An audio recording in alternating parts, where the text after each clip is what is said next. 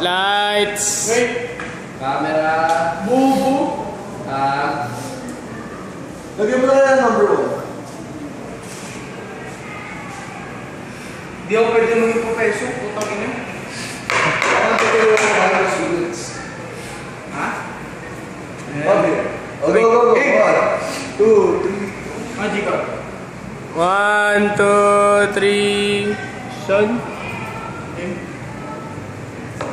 Ako simula ko ang professor niya sa college algebra. Ang tatalakay natin ngayon ay extracting square root. Una example. X squared minus 49 is equals to 0.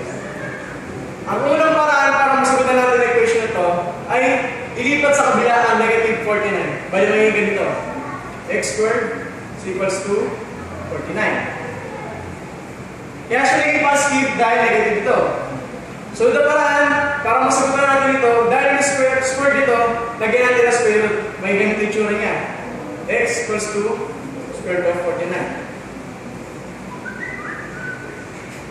Okay.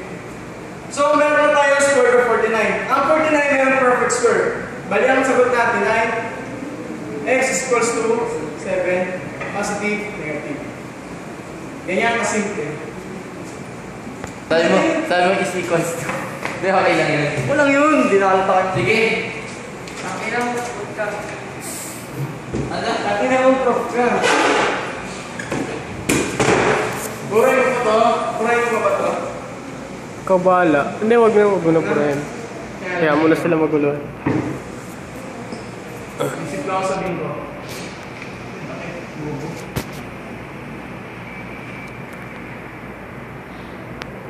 Tapos na number 1? Oo, nangalang ako sa rin. 2, 3, action. So, sa pangalawang number tayo. Ang example ko ay 3x squared is equals to 81. Para masunod natin yung equation na to, kailangan natin i-divide ng 81 sa 3. Bali may ganito yung tsura niyan. 3. Cancel ito. Let's divide. Bali may sagot ay x squared is equals to 27. Dahil may squared tayo dito, kailangan natin maglagay ng square root para makancel. X is equals to square root of 27.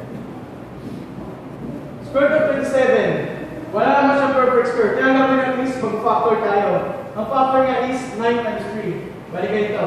X is equals to square root of 9 and 3. Hanapin natin ang mukhang sagot. Ang gagawin na lang natin dito is, dahil ang 9 is perfect square, kaya kukunin natin ito. Kaya ang maging sagot ay x is equals to 3 then square root of. Ito na ang sagot.